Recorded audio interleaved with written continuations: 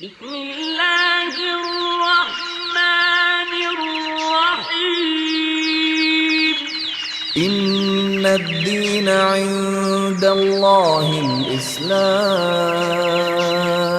What's the problem with having friends of the opposite gender if my intentions are pure? How many of you have ever seen the clip, Why Guys and Girls Can't Be Friends? Raise your hands. Tayyib. You need to watch it. I promise you it's not a sheikh.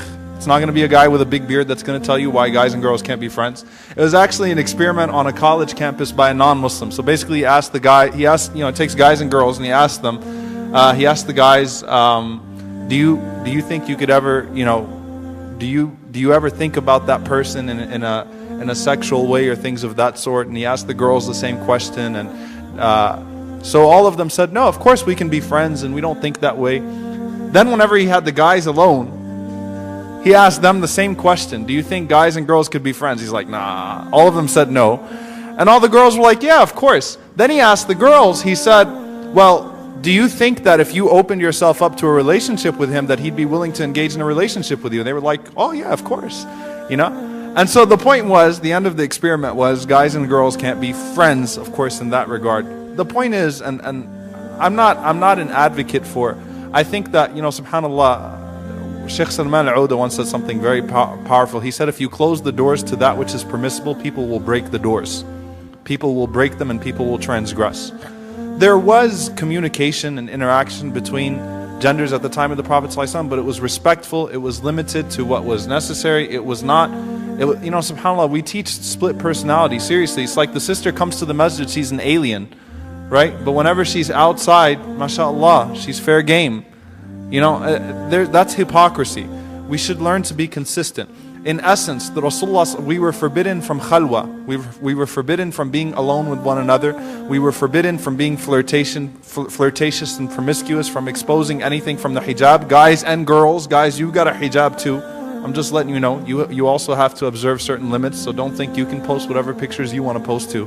Okay? Khalwa, being alone, cyber khalwa. Alright, G-chat and Facebook chat with all the smiley faces and things of that sort, and I think you looked really good in your jersey today, and whatever it was, all of that is not allowed either. Now, why is it? What if my intentions are pure? And this is something I really want to address. From the maqasid of Sharia, from the objectives of divine legislation, Allah subhanahu wa ta'ala addresses norms. Allah does not address exceptions. The Sharia is based upon norms, not on exceptions. If you feel like you can be with, you feel like you can be with a girl and she's just my cousin, she's my really good friend, I don't ever feel that way towards her, you are not the norm, you are the exception. The legislation will not be based on the exceptions, it will be based on the norms. Just a month ago, I had a sister that took one of my classes that told me that she was with her male cousin, alone in the car. He used to drop her off to school every day for 2 years, and all of a sudden he groped her. They're both masjid goers. She didn't know how to deal with it. She said, I never expected it. I never thought of him that way, but obviously he was thinking of me that way. And that's the first thing that's wrong with this question. My intentions were pure. How can you know the intentions of the other person? You cannot know the intentions. And let me just tell you something, sisters. Guys play a lot of games. No offense, man. Brothers, just cover your ears. We are not who you think we are sometimes. Okay?